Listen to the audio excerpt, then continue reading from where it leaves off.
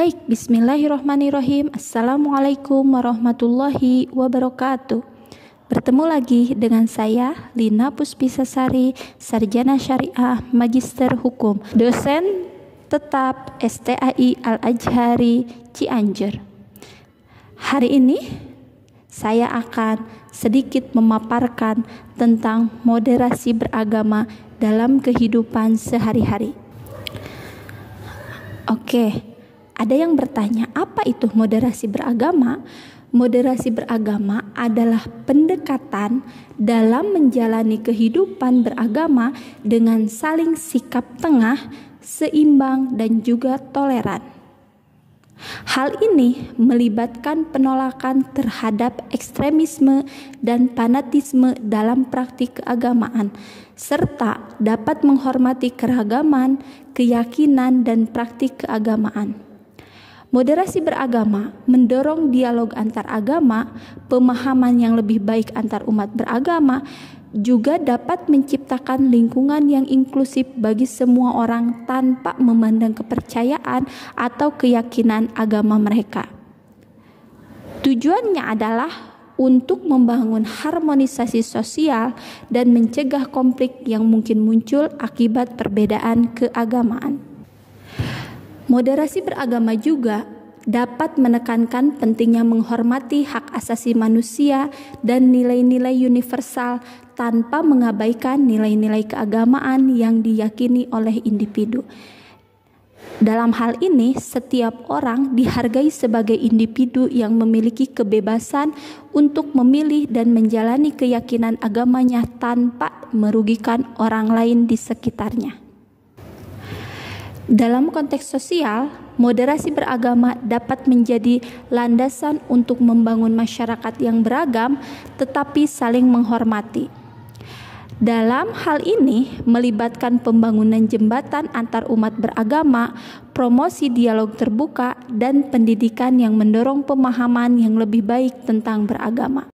Moderasi beragama bukan hanya tentang menghindari ekstremisme saja, tetapi juga tentang membangun pondasi masyarakat yang inklusif, saling menghormati dan menghargai perbedaan dan juga keyakinan dalam beragama.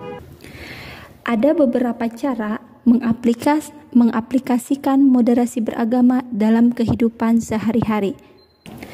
Hal ini terjadi diakibatkan maraknya kelompok-kelompok tertentu yang mempunyai paham-paham atau doktrin intoleransi yang menganggap mereka yang paling benar.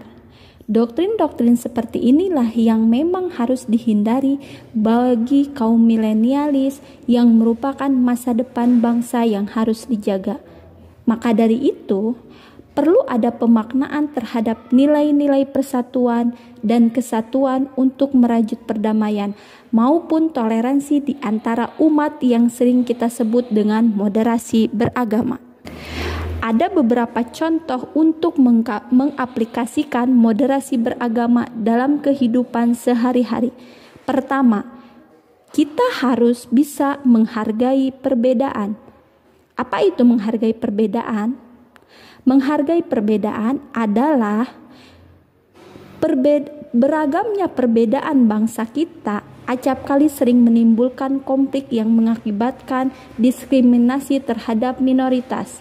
Itulah pentingnya mengapa nilai-nilai menghargai perbedaan sangat dibutuhkan oleh seluruh masyarakat Indonesia supaya kita mampu hidup berdampingan walaupun dengan orang yang berbeda paham dengan kita sekalipun. Kedua, anti kekerasan. Seringkali kita melihat terjadi perkelahian, tawuran, dan bentuk kekerasan lainnya yang diakibatkan karena kurangnya sosialisasi tentang pentingnya anti kekerasan. Maka dari itu, seyogyanya dibutuhkan kehadirannya dengan cara memperbaiki pendidikan agar tidak disusupi oleh paham-paham radikal. Karena pendidikan adalah dasar dalam sendi kehidupan yang apabila dasarnya saja sudah rusak, jangan harap yang lainnya ataupun pendidikan akan baik. Kekerasan pun bisa saja terjadi dimanapun, apalagi di kalangan mereka yang memang mungkin kesulitan dalam suatu persoalan. Contoh halnya seperti segi ekonomi, sehingga menyebabkan seseorang berkondisi seperti stres, depresi, dan sebagainya yang memang menyebabkan terjadinya kekerasan. Maka dari itu, pentingnya moderasi beragama supaya budaya saling tolong-menolong dalam kesusahan tetap bisa dilestarikan. Yang ketiga, menjaga persatuan. Banyak sekali aspek mengapa kita perlu yang namanya persatuan. Di antaranya adalah bahasa yang beragam, sehingga perlu adanya bahasa persatuan sebagai wadah komunikasi untuk semua tanpa menghilangkan bahasa daerah yang ada. Karena keberagaman akan berdampak buruk, bahkan sangat buruk apabila tidak adanya persatuan. Persatuan bisa terjadi karena adanya persamaan nasib yang menginginkan kehidupan yang lebih baik. Untuk itulah mengapa moderasi beragama sangat diperlukan agar nilai-nilai persatuan dapat dinikmati dan menjadi pelindung bagi seluruh masyarakat Indonesia. Yang keempat, merawat simpati dan empati. Bentuk kepedulian ke sesama manusia seharusnya senantiasa dijaga dan dirawat.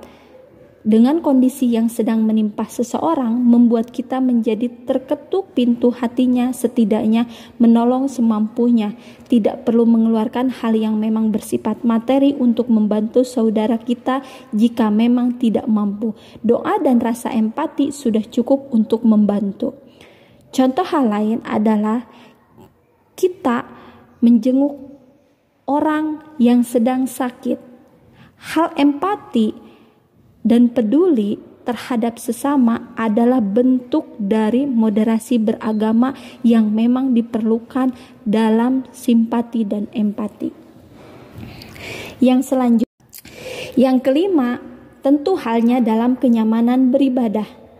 Dalam suatu kenikmatan tersendiri ketika memang seseorang yang beragama bisa dengan tenang melaksanakan kenyamanan saat beribadah, apalagi kepada Tuhannya. Perlu kenyamanan dan juga konsentrasi. Jadi, sebaiknya hentikanlah pola-pola yang memang mengganggu kenyamanan. Tentunya, ketika berbeda dalam hal agama dan keyakinan, kita tidak boleh mengganggu seseorang dalam hal ibadahnya dan kenyamanannya.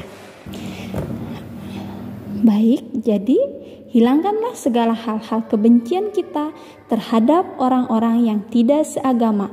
Semoga contoh kelima implementasi tersebut dapat dimaknai sebagai moderasi beragama dan bisa diimplementasikan dengan baik oleh generasi milenial pada saat ini. Assalamualaikum warahmatullahi wabarakatuh. Salam sejahtera bagi kita semua. Om Swastiastu, Namo Buddhaya, salam kebajikan.